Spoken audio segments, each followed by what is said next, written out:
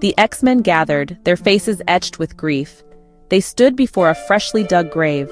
Gambit, their teammate, their friend, was gone.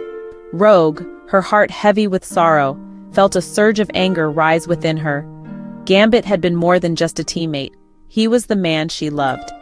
Now he was gone, taken too soon. She vowed to find those responsible. She would have her revenge. The funeral was a blur to Rogue.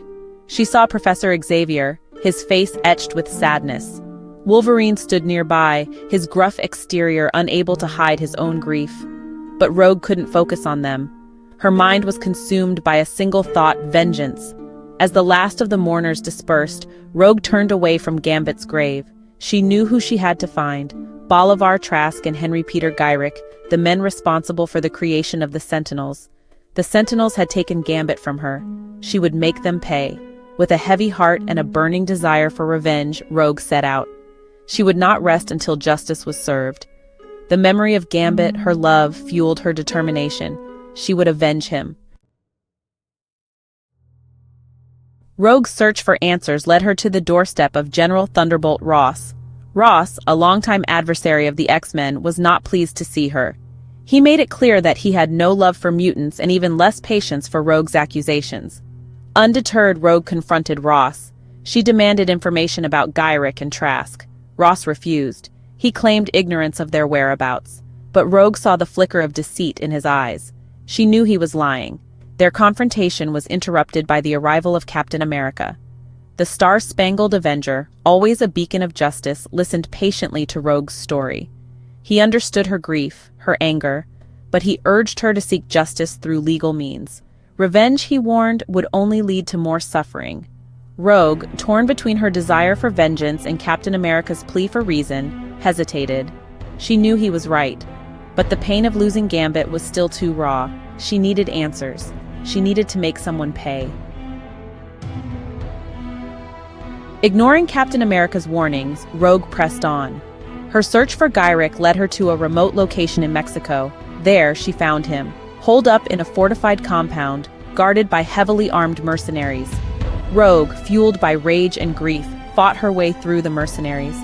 She reached Gyrich, her hand crackling with energy.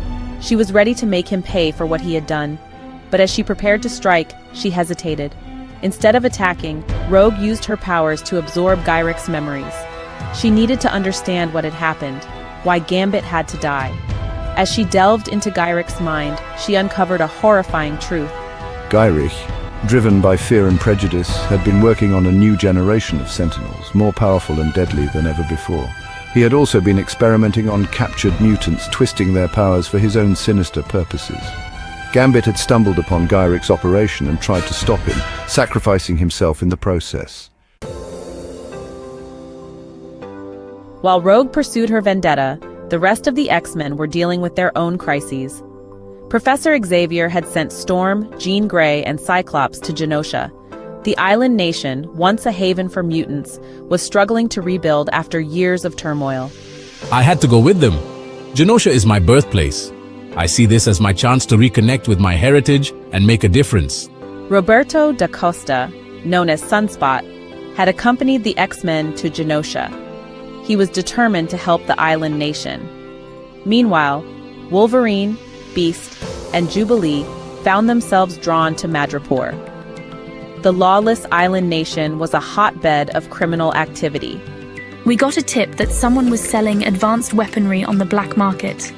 Weaponry that looked a lot like Sentinel technology. The X-Men were divided, scattered across the globe, each facing their own challenges. Little did they know that they were all pieces in a much larger and more sinister game.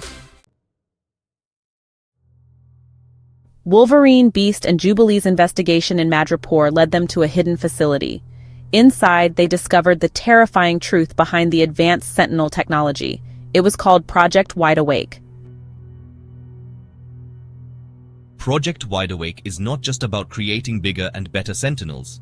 It's about merging human and machine, creating a new breed of hunter, one that possesses the adaptability of a human mind and the ruthlessness of a machine. The mastermind behind this project, Bolivar Trask. Driven by a twisted sense of righteousness, Trask believed that this was the only way to protect humanity from the mutant threat. He saw himself as a savior, a visionary. He was blind to the monstrousness of his own creation. The X-Men, horrified by what they discovered, knew they had to stop Trask. His project threatened the very existence of Mutantkind, but Trask had anticipated their arrival.